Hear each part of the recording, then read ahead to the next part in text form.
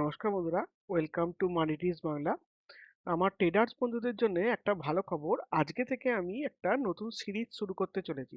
যে সিরিজের মাধ্যমে আমি প্রতিদিন মার্কেটের স্ট্যাটাস কি হলো বা পরবর্তী দিনে মার্কেট কি হতে পারে এবং পরবর্তী দিনে ট্রেড করার জন্য বা সামথিং কিছু সময়ের জন্য বা সপ্তাহ দুয়েকের জন্য এক সপ্তাহ দু সপ্তাহের জন্য ট্রেড নেওয়ার জন্য কোনো মানে যে স্টক আমার ভালো লাগছে সেই স্টক আমি আপনাদেরকে জানাবো। তো অনেকটাই রিকোয়েস্ট আসছিল যে দাদা প্রতিদিন যদি একটু মার্কেটটাকে একটুখানি নিয়ে বলেন বা মার্কেটে কি হচ্ছে না হচ্ছে, পরের দিন মার্কেট কি হতে পারে না হতে পারে, সেই নিয়ে যদি কয়েকটা ভিডিও দেন তাহলে খুব ভালো হয়। আমি এটা অনেকদিন ধরেই চেষ্টা করছিলাম। আজকে একটু ভিডিওটা আপলোড করতে দেরি হয়ে গেল। কিছু মনে করবেন না। কাল থেকে চেষ্টা করব একটু অ্যাডভান্স ভিডিওটাকে আপলোড করা। তো আসুন আমরা দেখে নিই যে কালকে মার্কেট কি হবে এবং মার্কেটে ভালো লাগছে এরকম দুটো শেয়ার এবং তা কেন ভালো লাগছে সেই নিয়েও আমি আপনাদের সঙ্গে আলোচনা করব। তো মেন কথা হচ্ছে দেখুন নিফটি এখন এখানে যে জায়গাটায় আছে বা নিফটি আজকে মুভমেন্টামটা কি করলো, অর্থাৎ নিফটি আজকে আমাদেরকে কি দেখালো। নিফটি আজকে দেখালো আগের দিন থেকে, আজ যখন আপনাদেরকে আমি বহুদিন আগে থেকে বলে রেখেছি, প্রায় আগের ভিডিওগুলো দেখলে বুঝতে পারবেন এই জায়গাটা একটা সাপোর্টের কাজ করছে বা একটা জায়গা, যে জায়গাটাকে নিফটি বারবার একই জায়গা থেকে ফিরে আসছে এবং এই জায়গাটাকে ভালো কিছু ডোজি তৈরি করেছে। আফটার ডোজি তৈরি করার পর প্রায় মানে পরপর 7 দিন মার্কেট পড়ার পর কিছু সামথিং এখানে মানে ক্যান্ডেল তৈরি করেছে।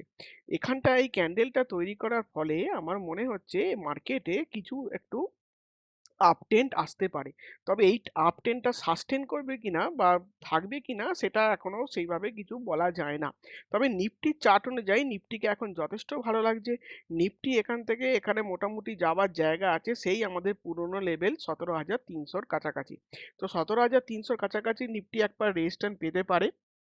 তবে যারা ট্রেড করেন তাদেরকে বলব, নিফটির ওপরে যারা ট্রেড নিতে চান বা নিফটিতে যারা কাজ করেন তাদেরকে বলবো, কালকে যদি কোনো, কালকে 22 তারিখ, কালকে ফেডের এও আছে, কালকে 22 তারিখ, কালকে মানে এরপর যদি দেখেন যে গ্যাপ ডাউন ওপেন হয়েছে তাহলে আমরা এখানে কিছু করব না। আমরা সেই এই জায়গাটা অর্থাৎ 16,800 স্টপ লস রেখে কাজ করব বা হোল্ড করব। আর যদি কালকে গ্যাপ আপ হয়, কালকে যদি গ্যাপ আপ হয় তাহলে গ্যাপ আপের সময়তেও আমরা কিছু করব না।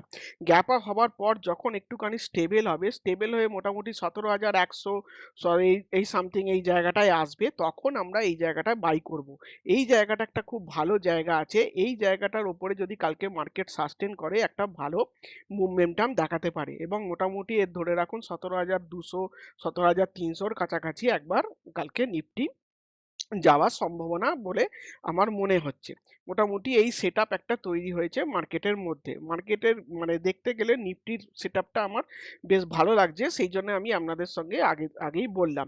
দেখুন আগের ভিডিওটাতেও, আমি কয়েকদিন আগের ভিডিওতেও আমি বলেছিলাম যে এই জায়গাটা মার্কেট কিন্তু একটা ভালো জায়গা নিতে পারে, যে জায়গাটা স্টেবল করতে পারে।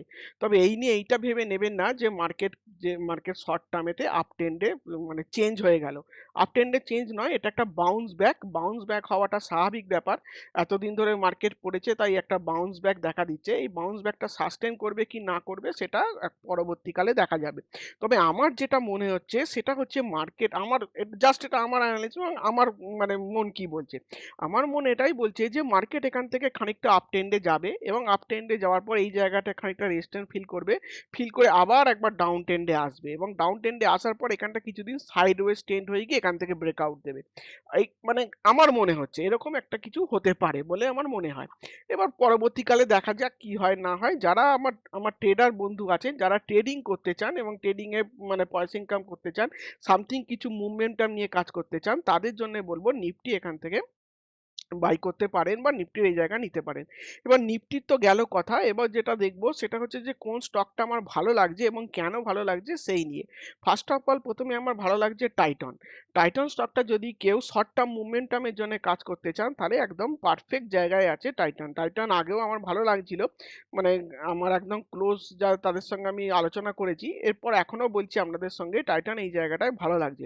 টাইটন এই জায়গাটায় আপ ট্রেন্ডে আছে এবং সুন্দর একটা ক্যান্ডেল তৈরি করেছে। এই ক্যান্ডেলটা কালকে এই ক্যান্ডেলের ওপরে ক্যান্ডেল তৈরি করলে আমার মনে হচ্ছে আগের যে রেজিস্ট্যান্সটা আছে অর্থাৎ 2,548, 2548, two two five four eight, এর ওপরে অর্থাৎ এর ওপরে যখন এই 2548 এর ওপরে যখন মানে টাইটান যদি সাস্টেন করে তখন আমরা অতি অবশ্যই বাই করব এবং ভালো মতো বাই করব, কারণ এই জায়গাটা ও একবার ব্রেকআউট দিয়ে উঠে যাওয়ার সম্ভাবনা দেখা যাচ্ছে।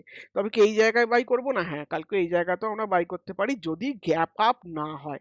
অর্থাৎ এই ক্যান্ডেলের ওপরে যদি আস্তে আস্তে ছোট ছোট ক্যান্ডেল তৈরি করে বা এর ওপর ক্যান্ডেল যদি আস্তে আস্তে করে 15 মিনিটের ক্যান্ডেলে দেখবেন, 15 মিনিটের ক্যান্ডেল দেখার পর আপনাদেরকে দেখিয়ে দিচ্ছি একবার। 15 মিনিট ক্যান্ডেলটা দেখার পর 15 মিনিটে ক্যান্ডেলে যদি দেখেন এই জায়গাটা থেকে আস্তে আস্তে এখান থেকে আবার আস্তে আস্তে মানে বাইং আসছে, তো বা এর ওপরে যখন সাস্টেন করছে 2520 ওপরে, 2520 ওপরে যখন সাস্টেন করতে আরম্ভ করবে তখন আমরা বাইং করে নেব এবং আমরা শর্ট টার্মের জন্য স্টপ লস রাখবো কোথায়? 2500 রাখতে পারেন বা 2515 মানে এই জায়গাটাতেও রাখতে পারেন। ঠিক আছে? মানে 2500 টাই মানে সবথেকে ভালো স্টপ লস হবে।